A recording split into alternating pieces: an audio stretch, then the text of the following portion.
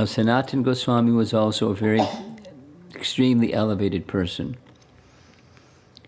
During the time of both of these devotees, it was Muslim rule. Armies came, invaded, they took over the rule, and they wisely gave some services to the local people, because the local people held the respect of their underlings, or the mass of the people. They didn't so much like the Muslim rulers, but they liked their leaders. So Sanatana Goswami was such a leader. I use the phrase village elder. He was that kind of person that everybody looked up to. So he was the prime minister of one of the Muslim rulers. He was from a Brahmana family. I'm going into biography too much, but because I want to stay on compassion, but to get a sense of the extreme nature of submission to Chaitanya Mahaprabhu, and thus the extreme submission of Raghunath Das, getting the mercy of Chaitanya Mahaprabhu is at the heart of why I'm going through this. Super, super elevated person. He gave it all up. He gave it all up. Became a mendicant and fell at the feet of Chaitanya Mahaprabhu, as you see in the painting.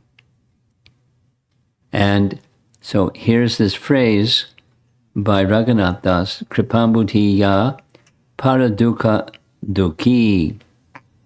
The Vaishnava, like Sanatana Goswami, is an ocean of mercy to the fallen conditioned souls.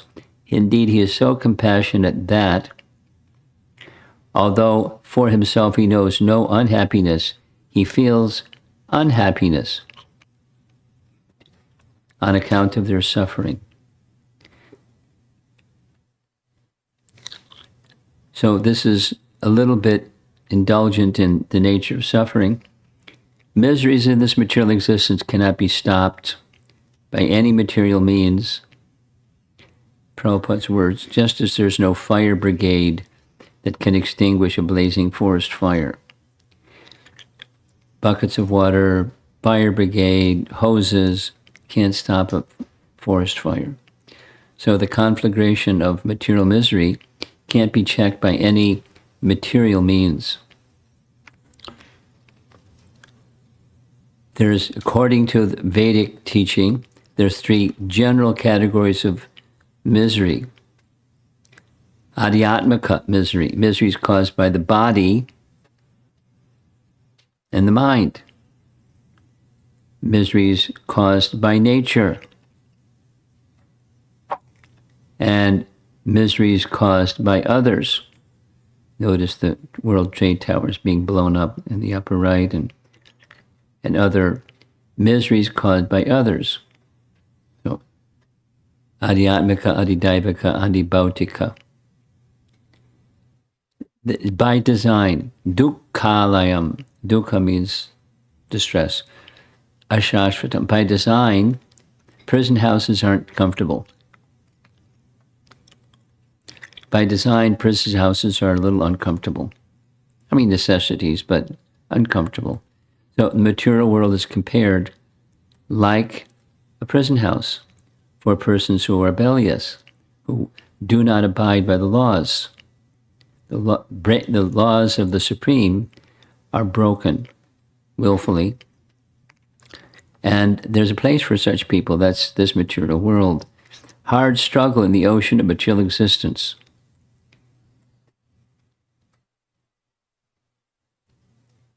Some examples is when Vaishnavas see the suffering of others, they find great difficulty. One example on the right, that's the hunter named Magari. And Magari, trained by his father to be a hunter, he had a special art. He would half kill animals. He'd shoot an arrow in such a way they wouldn't die. They just writhe in pain. And he derived happiness, pleasure, seeing the animals writhing in pain. One time, Narada Muni just happened to pass through the place where Magari was doing his thing. And he saw the half-killed animals flapping and writhing in pain. So rather than scolding Magari, he very wisely brought him to his senses. I won't go through the story because of time. But the compassion of Narada Muni helped Magari not only to give up the activity of causing pain to animals, but to the point where he wouldn't even want to cause harm to an ant. Just by saintly association. The message is, by material means, you can't overcome suffering. By spiritual means, it's possible. The painting on the left is showing Prabhupada seeing persons in a material condition of life looking a little intoxicated. And by compassion, Prabhupada was able to see their spiritual identity within, and instead of the covering only, and somehow to extricate the soul from the suffering condition. And there's a challenge. What's the challenge is on the right side. It's showing the three modes of nature, like puppeteers, moving the activities of people in this world who are like the puppets, being pulled by the strings of the modes of nature. So some of you are familiar with Bhagavad Gita, so you know the three modes of nature. Goodness, that's the one, the golden one in the middle, and then passion is the red one on the left, and ignorance is the blue one on the right. Like the three primary colors, mix, you get all colors. Three modes of nature, mix, you get all varieties of material existence. And the varieties of material existence are caused by material nature, the modes of material nature, and the soul's turning away from a life that is with Krishna. That's the message. Vaishnava understands that in principle. The challenge is how to convey that. It's not easy. One of the reasons it's not so easy is many or most conditioned souls, they don't want to be saved. Some of you may be familiar, some of you may not be familiar. When Srila Prabhupada came to America, it was after a big ordeal. Without the old history biography, he came aboard a ship. That's what's in the back side.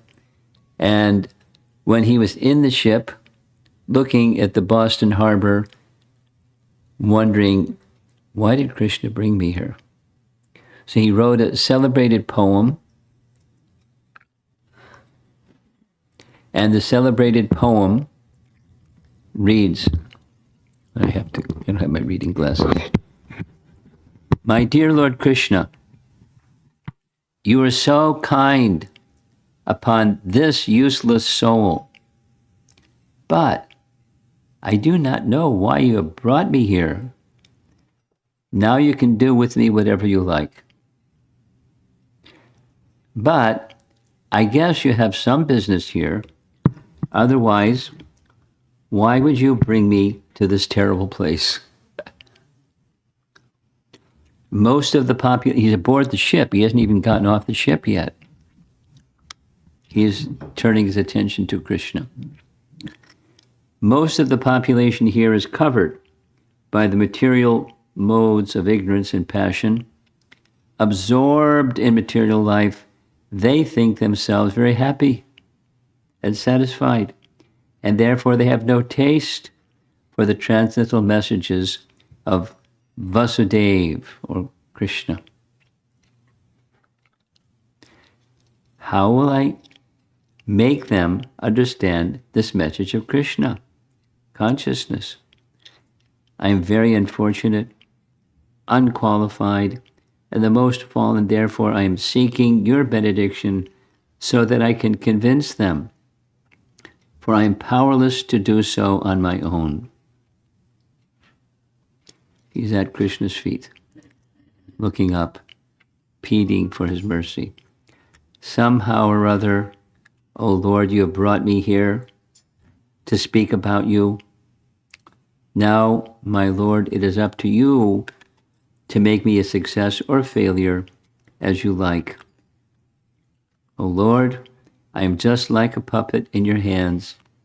So if you brought me here to dance, then make me dance. Make me dance. O Lord, make me dance as you like. So it's not, I'm fine. It's my glasses. I don't have my glasses. I think they can see the screen better without the light. Thank you.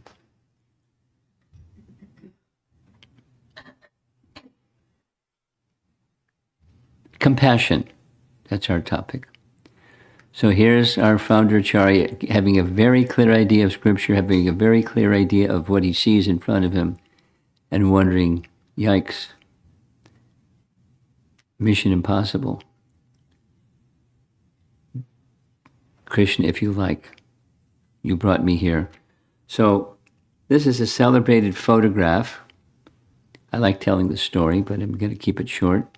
This is the first day that Prabhupada took the chanting of the Hare Krishna mantra into the public. Because before that was 1 year of nothing, or struggle with very little, next to nothing to show for it. And he persevered and continued, and eventually there was a little storefront.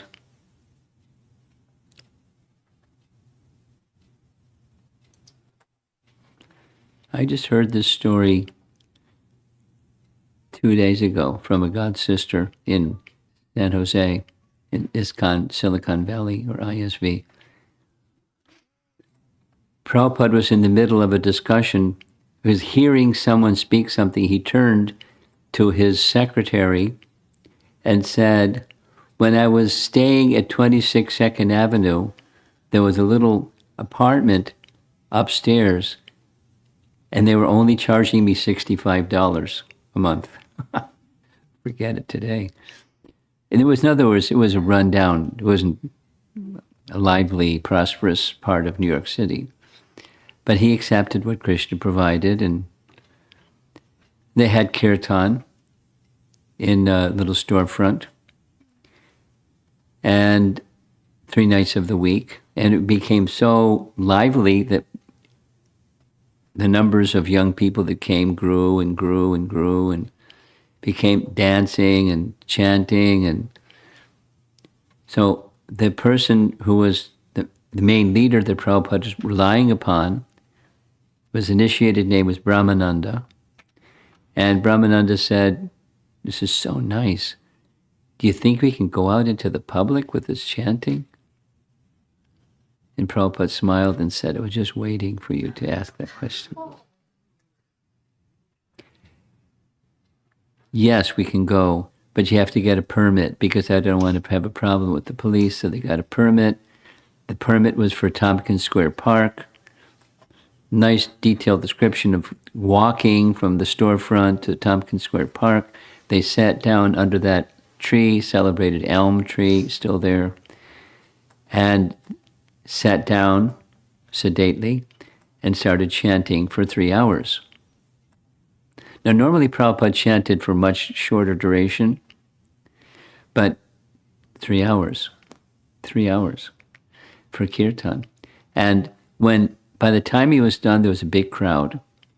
And people had no idea what the heck this was, and this man from Mars, and what is it? And at the end, as you see from the photograph, he stood up underneath the tree. In the background, there's an Episcopal church, that nice landmark in New York City. And he addressed the crowd. So how was he going to address the crowd? I wasn't there, but someone that was there told me Prabhupada's words, I've not come to teach you something new. I've simply come to remind you of what you have forgotten. Like simple and true, uncompromising, and described a little bit of the chanting, message of Bhagavad Gita, invited everyone to come to the temple, and made it short and sweet.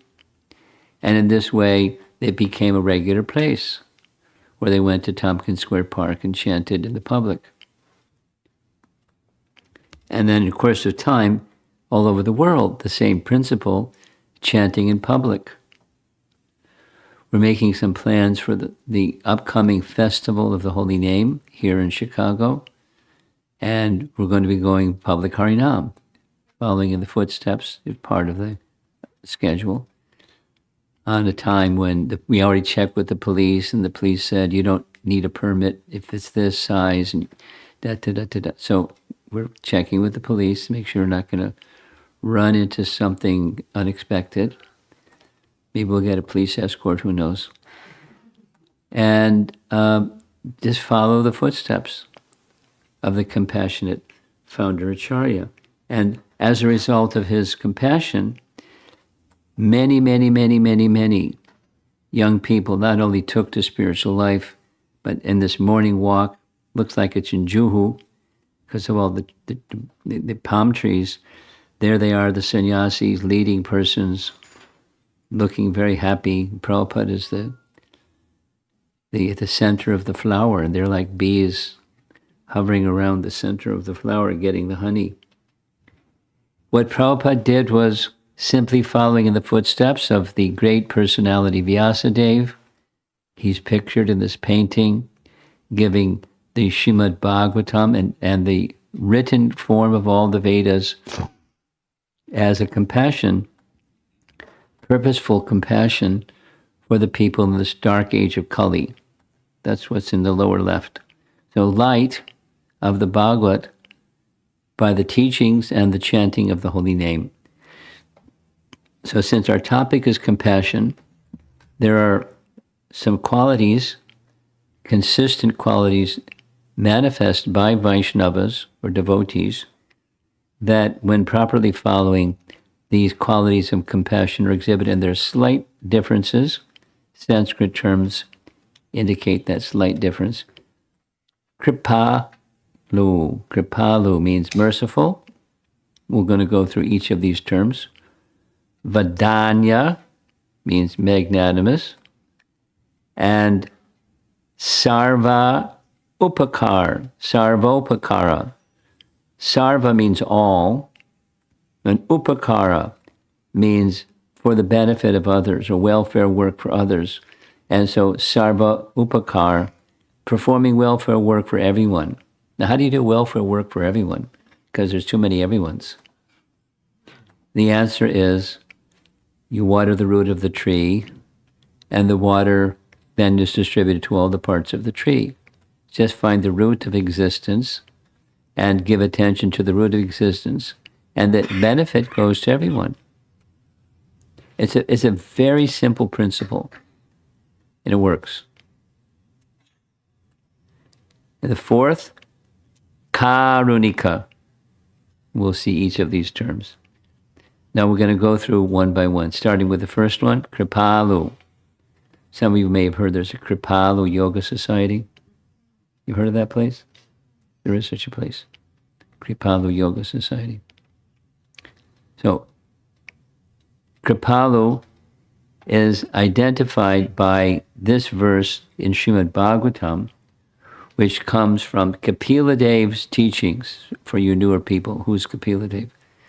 Kapila Dev, he's one of the incarnations of the Supreme Personality of Godhead.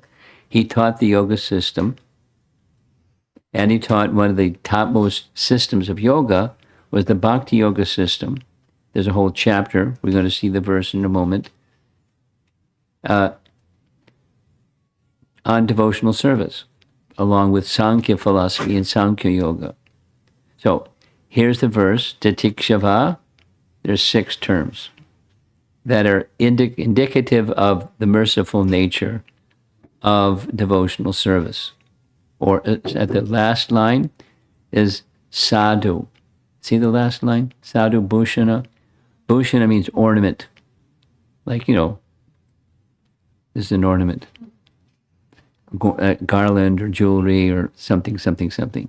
Add to the beauty of something. So it's the ornaments of a sadhu or a holy person are these 6. And they're all the merciful nature of that person. Titikshava, very tolerant. Karunika, merciful and compassionate.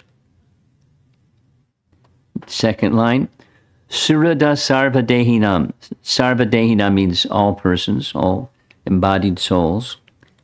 And Suhrid, very, very merciful to all embodied souls, all fallen souls. Ajata Shatrava, the opposite, never inimical to anyone, favorable to everyone. Pretty good qualification. Shanta, peaceful. And Sadhava. Sadhava, or sadhu, is one who abides by the teachings of wisdom or scripture. They live by it. It's their life, it's their light, it's their existence. That's a sadhu. So these are the 6 characteristics of one who is merciful. Here's another slide that just says the same thing. There's the verse, and here's the translation below the verse. The symptoms of a sadhu are that he is tolerant, merciful and friendly to all living entities. He has no enemies. He is peaceful. He abides by the scripture, and all his characteristics are sublime. That's a pretty nice description. You recognize on the left side, that's Prabhupada. You may not recognize who's on the right side. On the right side is one of Prabhupada's disciples named Jayananda. Jayananda is in this photograph, he's dressed in white because his whole life he was living as a brahmachari, but towards the end of his life he had melanoma cancer. And so he was under medical care, getting melanoma cancer treatment, and expired from that cancer. But his whole life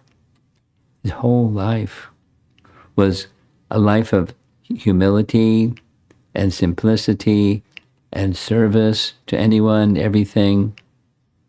One of his favorite services was taking out the garbage and cleaning a temple room floor and building Rath Yatra carts and driving a taxi cab to give money to Prabhupada. And he's just a very humble, simple-hearted. Now, some of you may know, and those of you who don't know, now you'll know. Prabhupada, and when he left his body, Prabhupada said we should put his name on our Vaishnava calendar and honor him every year on the day of his departure. That he wasn't done with anybody else. Just a very compassionate, elevated person. Not scholarly and fancy and woo, no bells and whistles. Just simple-hearted, pure, incredible person. So having all these characteristics.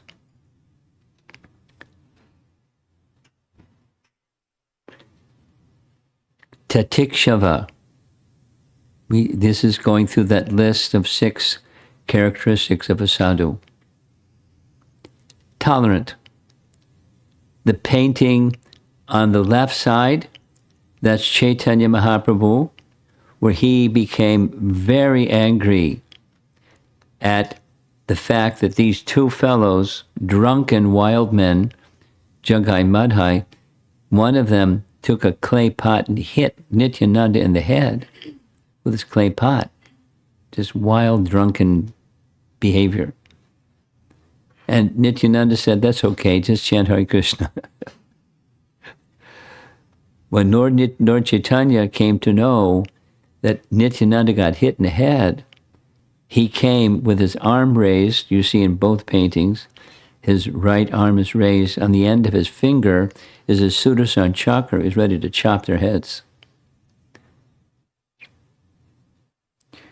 In Prabhupada's comment, while engaged in preaching work, a sadhu has to meet with many opposing elements, and therefore the sadhu, or devotee of the Lord, has to be very tolerant. Someone may ill-treat him, because the conditioned souls are not prepared to receive the transcendental knowledge of devotional service. I mean, remember Prabhupada's words, and he's on the Jaladut. He hasn't even gotten off the boat yet. And he knows he's going to get treated badly. Now, some people loved him. Many people loved him. Many people, the opposite. If you don't do anything, no one's going to be envious. If you do something, people will get envious. Guaranteed. So don't do anything if you don't want envious people. But do something, and do the right something, and you'll have lots of enemies. It's okay. Get a permit from the police before you go in Harinam at 4th of July. Or Tompkins Square, salute to the flag. And depends on what country you're in. Sometimes you can't do that.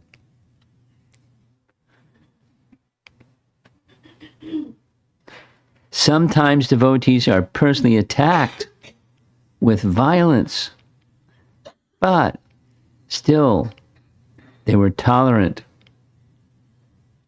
because their mission was to deliver the fallen souls.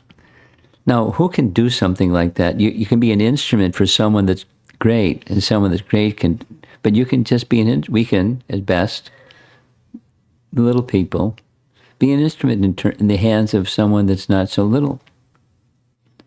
That's how compassion works. It's not us, it's the persons who are giving us the Shakti and the instruction and the capacity to do something that's beneficial. Not just temporarily beneficial, but ultimately beneficial.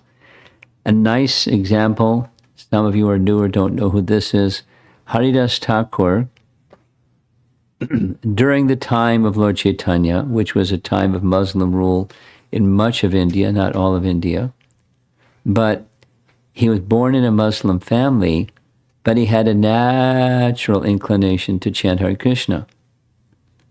Somehow that happened. So he was chanting Hare Krishna. He was chanting Hare Krishna so enthusiastically, in private, not just like running around, but there were some envious people, were Muslim people. They went to the Muslim magistrate, said, do something. This fellow was attracting people to Hindu religion. It was like us and them. It wasn't attracting people to Hindu religion, it was just chanting Hare Krishna. So, it's details and details, the magistrate decided, beat him to death in 22 marketplaces. So they beat him and beat him and beat him and beat him and beat him and beat him. And he wouldn't die. They had never had that happen. So the constables got into some anxiety. What to do, what to do, what to do. If we heard if the Qazi, if the magistrate hears we couldn't beat him, he'll think we were goofing off. We're in trouble. We've got to do something. So then Haridas Thakur made as if he was dead. You see in the painting, his body has so many marks on it. Anyway, Lord Chaitanya rescued him. There's details. Because he was not interested in notoriety. He was interested in Krishna's holy name. And people were envious. That was the reason for telling the story. And the merciful nature, we spoke a little bit about this term already, karunika. Karunika is merciful. This is a painting of Narada Muni coming upon the sons of Kuvera. Who's Kuvera? Kuvera? Yeah. Yeah. He's the demigod in charge of money, treasury, heavenly treasury. So he had two sons. And their sons were a little proud of their father's wealth. And so they misused that position of being the son of the treasurer of the heavenly realm. And there they were, drunk, enjoying naked with girls in a pond. Narada Muni came along, and they just ignored Narada Muni because they were drunk. They didn't even know what they were doing. So Narada Muni took an action of compassion upon these two brothers, Nalakuva and Manigriva. If the behavior is bad, it doesn't mean, whoops, what happened? It doesn't mean that the elevated soul just gets fiery and blasts them. There are ways, not always clear, but there are ways to help a person who's distracted or worse than distracted, fallen, worse than fallen, abominable, and help them become relieved of that condition. This is the topic, the compassion. Karunika, this is a description of Krishna's compassionate nature. These are just terms. It's supposed to show one by one, but it's not showing them one by one. A person who is unable to bear another's distress, Prabhupada's definition. One who is unable to bear another's distress, that's a compassionate person. And Krishna has that compassion. There were kings that were imprisoned by Jarasandha or Magadendra. And Krishna released the kings that were imprisoned by him. Krishna came, those of you that are new, these stories don't mean anything to you. It's just features of Krishna's compassion. There was a grandfather Bhishma who was very, very kind to the Pandavas. And Krishna came and gave his association to him just before he left his body. And Krishna's busy, but he went anyway to give association to Grandfather Bhishma. And Grandfather Bhishma was his devotee. And Grandfather Bhishma just fixed his eyes, fixed his mind, fixed his whole being upon Krishna, because that's who he was serving his whole life. And he left his body seeing Krishna, and he went, guess where he went? To the spiritual world.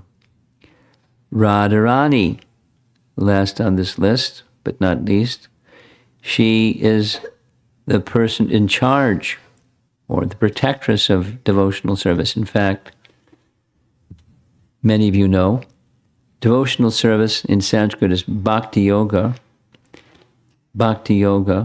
and Bhakti Devi, in charge of Bhakti Yoga, is Radharani's expansion. Bhakti Devi is Radharani's direct expansion. And she gives special care, Radharani, gives special care and compassion to all who wish to be in that protected place. Because Bhakti protects one from stuff, the miseries of material existence. It takes one to the spiritual position and protects one from the harassment. Even like Haridas Thakur. The painting, it didn't go into the story, but Lord Chaitanya told Haridas, when you were being beaten, there weren't any marks on your body. You want to know why? I covered your body with my body. Look, Haridas, and he showed him the marks on his back. He took the whippings of the constables. So he doesn't have to do that. But the idea is the compassionate nature of Krishna or Lord Chaitanya or Srimati Radharani, or here's Narada Muni, it's a long story, a whole section of the Srimad Bhagavatam, and I'm not going to narrate the whole section because of time. But Narada Muni is coming to pay a visit to a king. And the king, Chitraketu was his name, his son was poisoned. It's a long story. His son was poisoned by co-wives because the co-wives were envious of the mother of the young child because he had more than one wife. And the other queens, they were envious, they conspired, and they poisoned the boy. And his father was in great distress because he was very attached to having a son. It's a long story. And when this attachment exploded, when he came to find out his son was dead, Narada Muni just happened to come along. at the right time, at the right place, and say the right things. So Narada spoke transcendental knowledge to the king, and then he turned to the deceased boy. That's what this painting is showing. Deceased little boy in his crib. Narada, when he said, look, see your father, see your mother. They're in such distress. Why don't you come back and become their son again? So the little dead boy sat up, didn't even look at his father, just looked at Narada. You see, he's pointing to Narada, and said, who's my father? In this life, he's my father, but I've had so many lives and so many fathers, and who's my real father? Can you say? Can anyone say? I was with my real father, and you called me back. I want to be with the eternal supreme Father, thank you. So I'm going to go back. He laid back down. It was a pretty astonishing exchange, indicating, for purposes, the king was trying for material happiness and it didn't work. Narada Muni gave him the opportunity for spiritual happiness and it worked. So real compassion is not just giving material happiness. We're going to give some examples. Here's Sarva Dehinam. Sarva means all. Dehinam means living entities that have bodies. There's some living entities that they're ghosts. They don't have a gross body. But those that have gross bodies, different species, this is Lord Chaitanya in the middle of a forest chanting Hare Krishna so ecstatically, he's getting all the forest animals to chant Hare Krishna ecstatically. And that fellow in the background, that's his servant thinking, yikes. Tigers and bears and monkeys and wild animals, and they went beyond their animal instinct and became transcendentally happy. He's not only a well-wisher for human society, but a well-wisher of animal society as well. Sarvadehinam indicates all living entities who have accepted material bodies. There's the body that's the deha, and the one that inhabits a body is dehi. So dehinam, those that are souls embodied by some physical covering. So that's all living entities.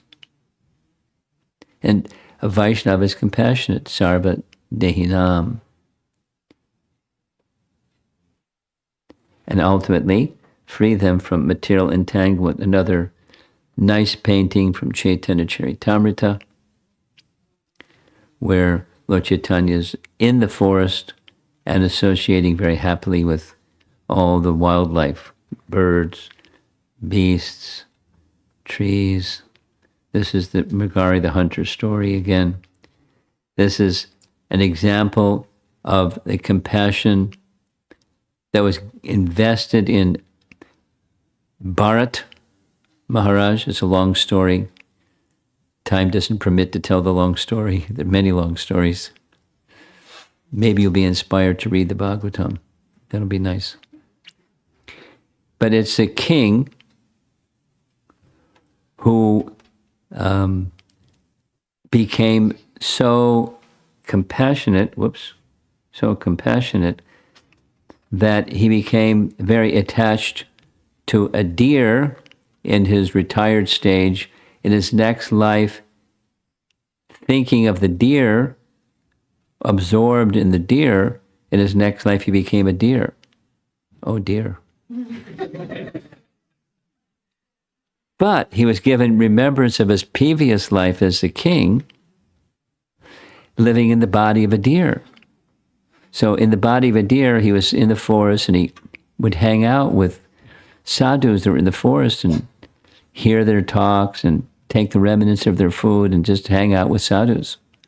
And in his life after that, he became the son of a fellow that looked like he acted as if he was dumb, like duh, kind of dumb.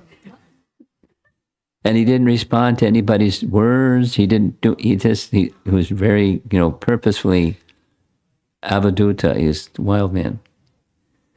And the king at the time had some servants, and the servants needed one extra palanquin carrier for the king's palanquin. So they saw this sturdy-looking guy. So why don't you help us? There was a problem. There's always a problem. And the problem was, when he was carrying the palanquin, he was very careful not to step on ants. And when he was avoiding stepping on the ants, it jostled the palanquin. And the king was looking over the side of the palanquin saying, "Hey, carry the palanquin properly." He didn't say anything. He just carried the palanquin properly until there were more ants. And then the king got to understand. So Jad Bharat didn't speak. He just behaved as a Vaishnava behaves. Haridas Thakur was being seduced by another person. He sent a prostitute. He was too celebrated, too famous. The prostitute tried to seduce him, and Haridas Thakur said, "Surely I will fulfill your desires. Just I have to finish my chanting. So just sit here, and when I finish my and he didn't ever finish his chanting." So she heard chanting. And she gave up her profession and became a Vaishnavi. Therefore, Shanta, very peaceful. Sadhava, abiding by the scriptures. This is on the left side, that's Vyas compiling. On the right side, it's Krishna. And as a young boy, along with his dear friend Sudama, and they're studying under a learned person, a sadhu, Sandipani Muni. So Sadhu Bhushana, adored with sublime characteristics, adorned. Bhushana, adornments or ornaments. Sadhu Bhushana.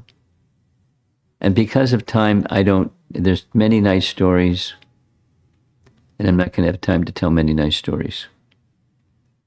They're nice stories, though. This is Lord Chaitanya showing compassion upon a leper. Now, lepers it's not a good idea to touch a leper because you can get leprosy. But Lord Chaitanya not only touched him, he embraced him. And when he embraced the leper, all the sores on his body was an instant miracle cure. And imagine how the leper felt, not just that his leprosy was cured, but the compassion of this personality. This is Lord Chaitanya as a sannyasi, traveling, and the leper was a brahmana, but somehow he contracted leprosy. And Lord Chaitanya took compassion upon him. Very nice, very detailed story. Okay, I'm going to go forward. So we're back on the Jaladuta. It says on the side of the ship, Jaladuta. Jala means water, and Duta means swan. It's a water swan. That's what a ship is, a water swan. So Prabhupada was given passage on the Jaladuta, cargo ship, little mini cabin somewhere on the cargo ship, and he was given a room to stay in to cross the ocean. Little problem, he had 2 heart attacks crossing the ocean. He was elderly, his health wasn't great. 2 heart attacks, he was nearly finished. But he made it. Krishna helped him. In this painting, on the upper left, that's the very first evening in Calcutta when Srila Prabhupada met Bhaktisiddhanta. Long story, another long story. And the verse in the middle is a verse that we recite regularly when we have our Mangala Arati at temples. Samsara Dava Nanalita Loka. The translation, there's the word Karunya. The spiritual master is receiving benediction from the ocean of Karunya. ocean of mercy.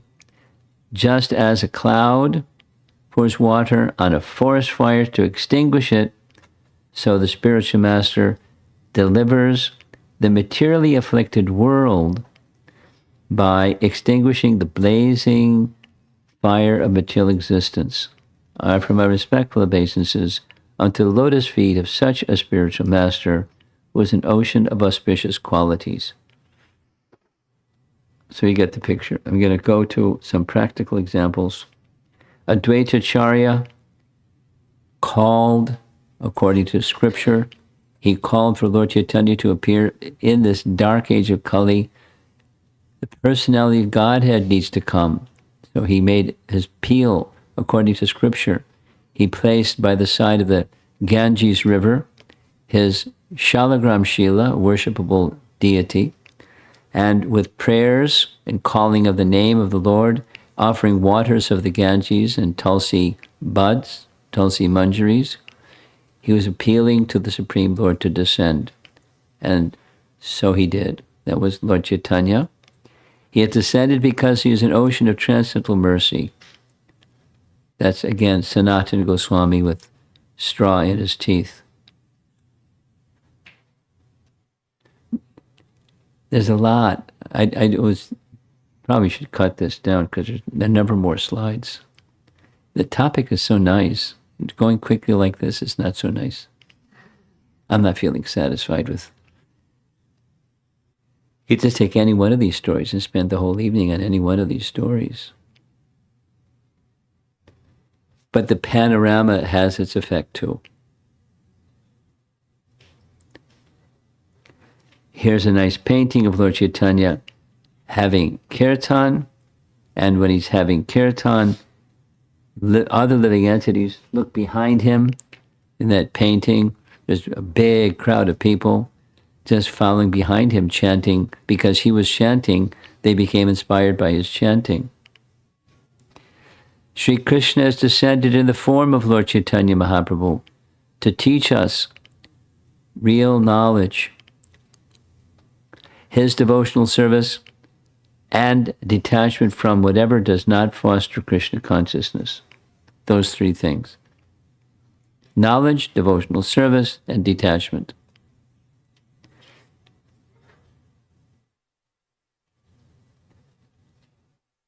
Here's from Bhagavad Gita. Bhagavad Gita chapter 13. It's one of the nice of the 18 chapters of Bhagavad Gita.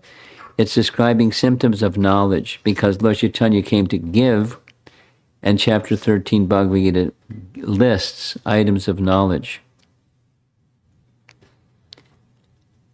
Humility, pridelessness, nonviolence, tolerance, simplicity, approaching a bona fide spiritual master, cleanliness, etc. Nice list. All these I declare to be knowledge. And besides this, whatever there may be is ignorance. Light and dark. Knowledge and ignorance. The absence of knowledge is ignorance. And when you're in ignorance, you do ignorant things. When you do ignorant things, you suffer. People suffer because of ignorance. Solution, give them knowledge. Yeah, but they don't want it. They're attached to ignorance. Yeah, we'll give them knowledge anyways.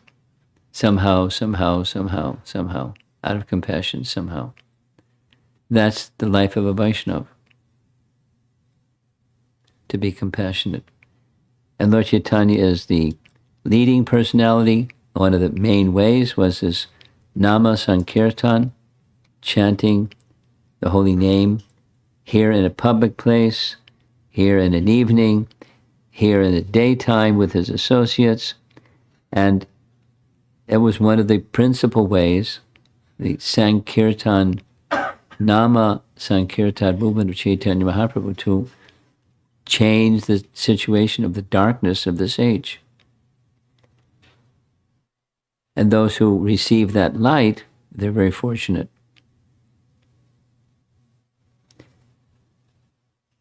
I'm nearing end, but I'm also thinking I should end a little bit before. So here's one more slide. This is Prahlad Maharaj. Here's a nice picture of Prahlad Maharaj just up close. And that picture of Prahlad Maharaj is shown over here, where Prahlad Maharaj is describing his relationship with Krishna, or the personality of Godhead. The verses, Lord Nrsingadev has come to rescue Prahlad, and Prahlad is preaching or speaking to him. O best of the great personalities, I'm not at all afraid of material existence, for wherever I stay, I'm fully absorbed in thoughts of your glories and activities. My concern is only for the fools and rascals who are making elaborate plans for material happiness and maintaining their families, societies, and countries. I am simply concerned with love for them, the compassion of a Vaishnava. So there's more to say about Prahlad, but I'll end. I'll just say something on the personal side. A few years ago, maybe 55 years ago, I was a new devotee. And one of the persons who I heard about as a new devotee was Prahlad. And I was like, wow. I just wanted to hear more about Prahlad and hear more about Prahlad and hear more about Prahlad. And lo and behold, Prabhupada came out with a publication, Teachings of Prahlad Maharaj. And I was like dancing. It was really nice to be able to give out this little magazine. I remember clearly, blue cover, nice picture of Prahlad in the front. And the teachings of Prahlad is all about compassion. In different features or expressions or forms of compassion, but that's Prahlad. Young boy, harassed, tolerating all the harassment from his father of all people. And he just went on being happy. Yet his unhappiness, the compassion, was that others should not suffer. He was protected by bhakti, and others who aren't protected by bhakti are unnecessarily suffering. It's really unnecessary. It's unnecessary. What to do? Somehow be an instrument of the flow of that compassion that's coming from the personality, because that's what he wants. He doesn't want to see his part and parcel living entities struggling, suffering, etc. Arrangements are made if they're rebellious,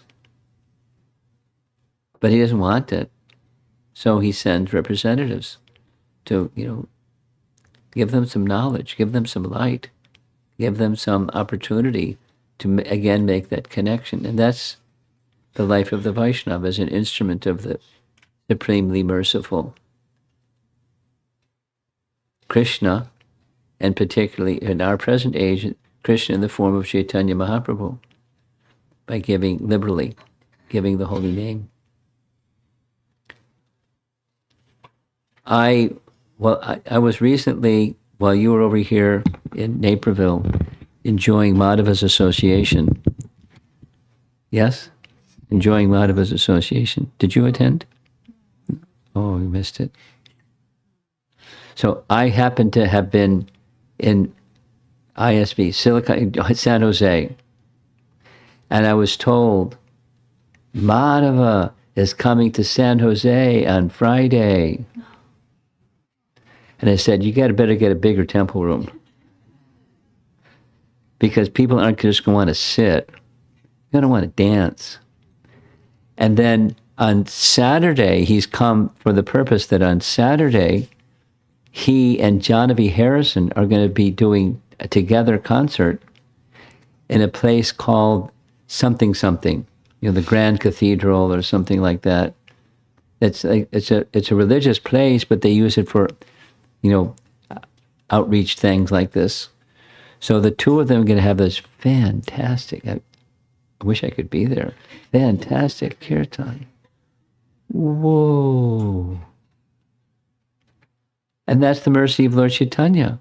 because the people that are coming there, who knows what their habits are and their attachments are and their motives are and their modes of nature are. Who knows? You have an idea, but very colorful array. But the attractiveness of the chanting of the holy name is so powerful. And now in the case of these two, because they're so gifted, it's going to be very wonderful. And, not but, and the same weekend, there was a group of young people just sharing, and they had a 24-hour kirtan.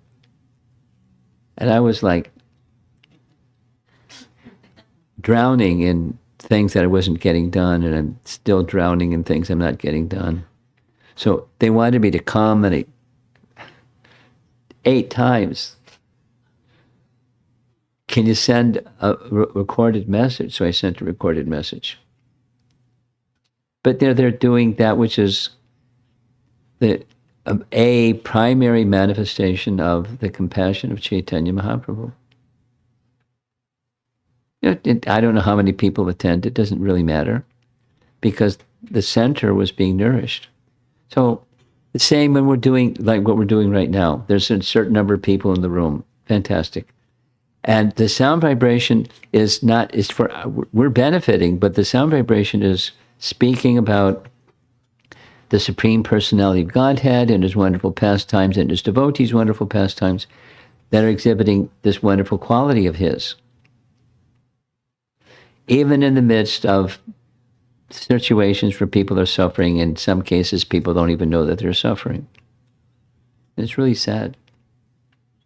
And they don't know the alternative, and they don't care for the alternative. That's really sad. Too busy being in prison, material life, and attached to it. So we have an opportunity, we have a great gift, and a great opportunity to give that gift. Primarily these, 2 things or 5 things. It depends on how you want to make your list. The chanting of the holy name and Srimad Bhagavatam, the deity form of the Lord, service to the Vaishnavas, and residing in Naperville.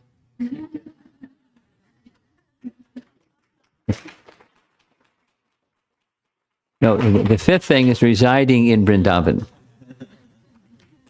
And if you can't reside in Vrindavan, then in your heart, reside in Vrindavan. Just this morning, 6:30 this morning, because I came in really late from flight. Anyway, discussing Radha and Krishna pastimes in Vrindavan. And I just share, as I was describing the pastime that took place in Bandiravan, one of the places in Vrindavan, just seeing the photograph of Bandiravan and meditating on the pastime, I've heard hundreds of times, and just describing it to the Chinese devotees that don't know anything about this. It was like being in Vrindavan. I mean, it's nothing like being in Vrindavan, but it's the closest thing. Hearing of the activities of Krishna in the holy place. Very special. Very special. Okay, let's see if there's some discussion.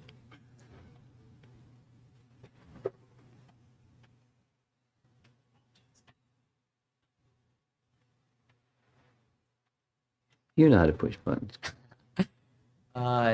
Thank you for the really excellent class on compassion, Maharaj. Thank you for leading a nice kirtan before we got here. It was him. I just. Okay. Yeah. Thank you. We were discussing a lot about Srila Prabhupada, and we spent some time reading his poem. And one particular part of the poem which caught my attention was when he was praying to Krishna about how he's going to convince all of these people in a new land. So since I'm trying to think along these lines, because I feel like it would not just benefit me but also everyone here, since we have some new members as well, about what really convinced you into joining this movement, if you could share that, because you've been very successful for 55 years. So clearly there's some sort of, you must have been convinced very well by your spiritual master, Srila Prabhupada. So if you could share what that is, that would be very helpful for everyone here.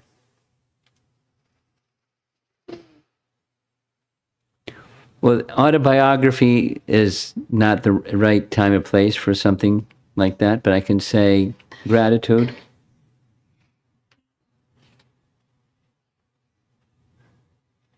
In one word. There's a devotee that I know somewhere, and he likes to repeat what I say sometimes. He really likes it. Gratitude is the seed of love. So at a certain point in time, events and events and events, and I realized something. I realized that I had received something very valuable. My life had changed, and I felt grateful, and I wanted to do something in reciprocation with that which I have received. And the best way was to assist my spiritual master in giving to others what he gave to me, at great risk, at the risk of his life. He didn't risk his sanity, he just risked his life. And he gave to people that he didn't even know, like he didn't know me out of the crowd of people at the university where I was attending. But he gave something, and that something he gave changed my life. You know, not my character, but my life. So that's the seed, and that's what keeps me going.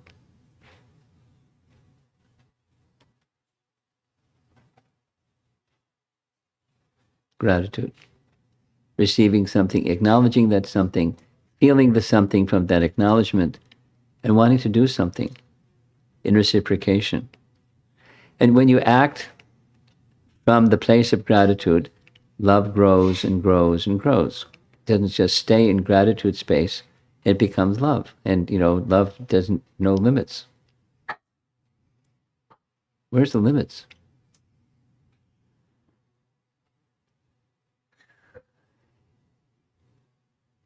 And in many ways, Krishna has been very kind. One of the things that Krishna has been very kind is, at least my health is reasonable enough that I can keep doing what I'm doing.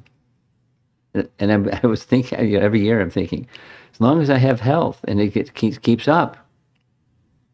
But, you know, if my health goes, I'm not going to be able to do what I'm doing.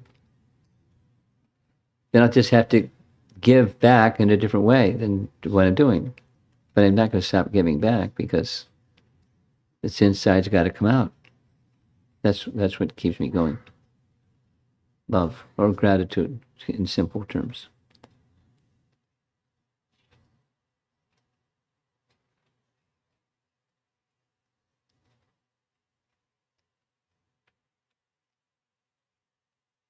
Pass in the back. Just pass it.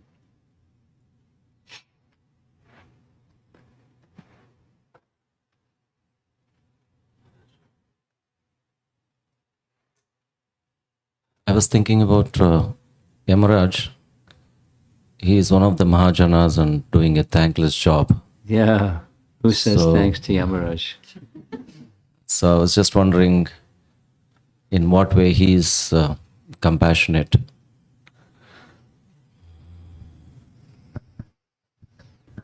Well, compassionate in the sense that he has transcendental knowledge, and he's ready to give that transcendental knowledge. For example, he gave transcendental knowledge to the Yamadutas.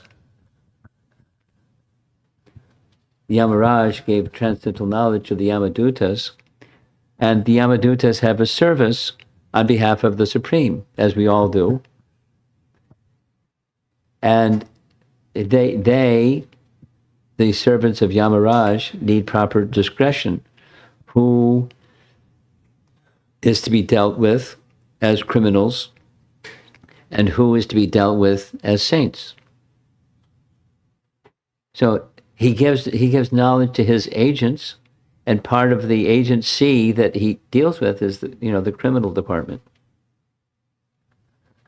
But he knows the purpose of that, giving what's appropriate for this or that or the other misuse of free will, is to help correct the person from repeating the misuse of free will.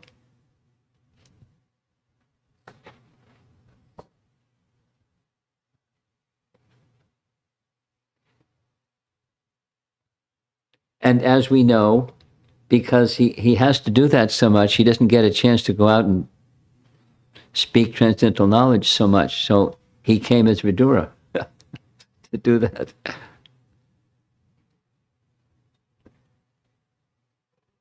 And that's what he did. And he was misunderstood, and so, but he did anyways. And we know that Vidura was very dear to Krishna.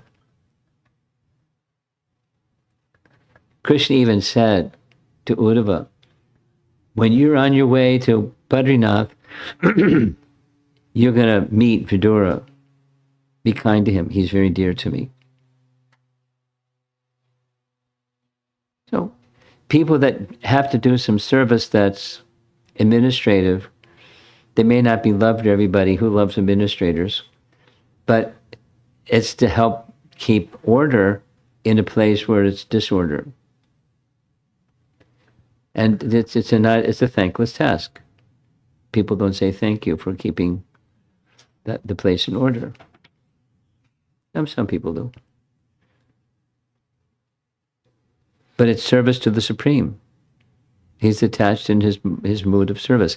And he knows the conclusion. He's the Mahajan because he knows the conclusion. So your specific question is, how is he exhibiting compassion? To those that are able to receive it, he's ready to give it. And those that aren't ready to receive it, he's ready to help them prepare themselves to get ready to receive it in appropriate ways. Thankless task. Yeah. Yes. Maharaj, because you were appreciating Madhava Prabhu and you showed the picture of Srila Prabhupada chanting in Tompkins Square Park, Yeah. I'm inspired to share something that Madhava Prabhu's wife shared before he started Kirtan. She said that when Prabhupada came to America, he only chanted one tune. Yes. He would go fast sometimes, he would go slow, but they weren't variations. No. Her point was his purity was the force. Yes.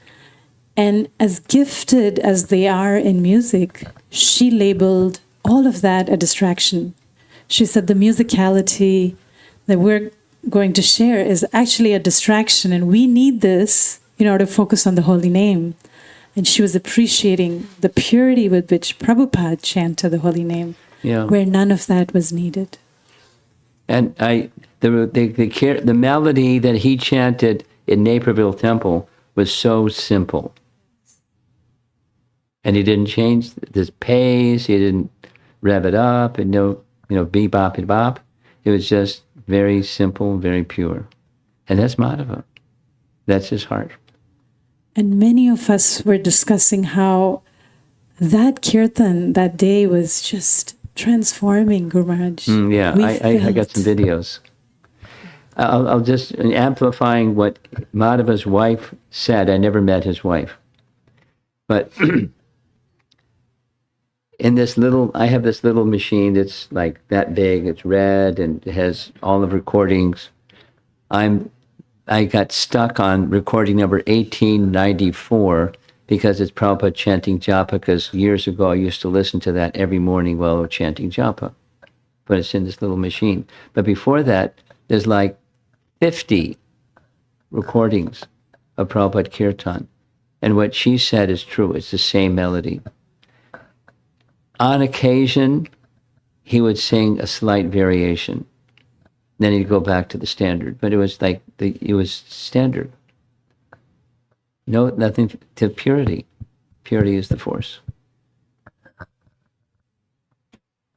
She's got it right. Now, melody is fine. Melody is fine. Melody is fine.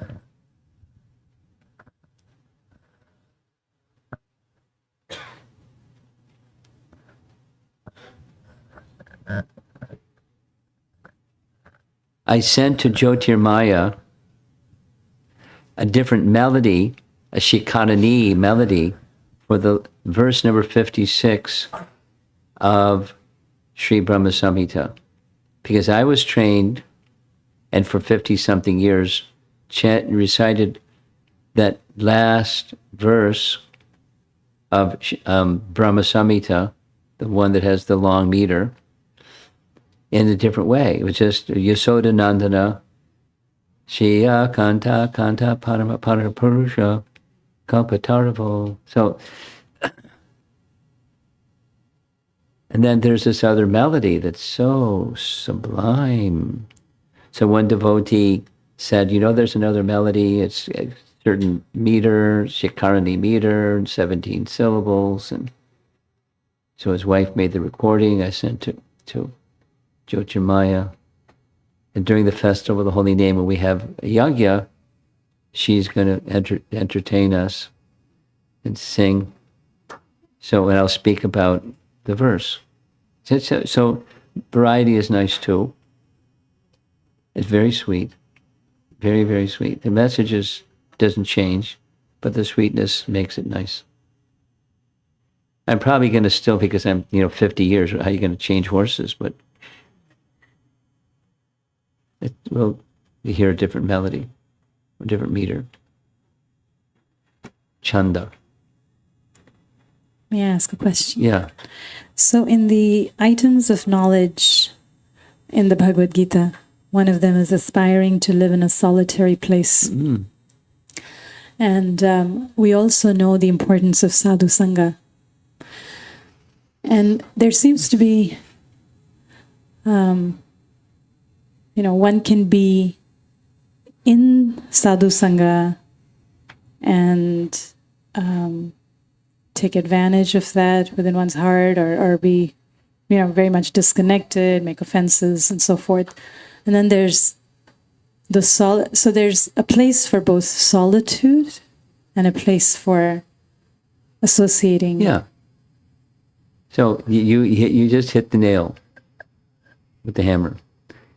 Doesn't mean don't take sadhusanga, or take sadhusanga doesn't mean don't live in a solitary place. There's a time for everything, there's a place for everything that has its time. So as opposed to the materialistic society where people want to blah, blah, blah, blah, blah, blah, blah, blah, being very, very contented in either situation, put it that way. Prabhupada did, and Prabhupada did the other. He did both. He set a nice example. So both have their place. But the materialistic is, they're bored stiff. They got to have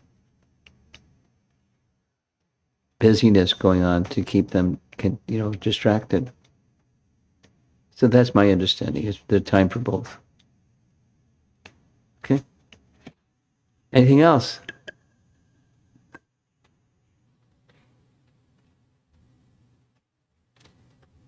Okay. So Srila Prabhupada ki jai.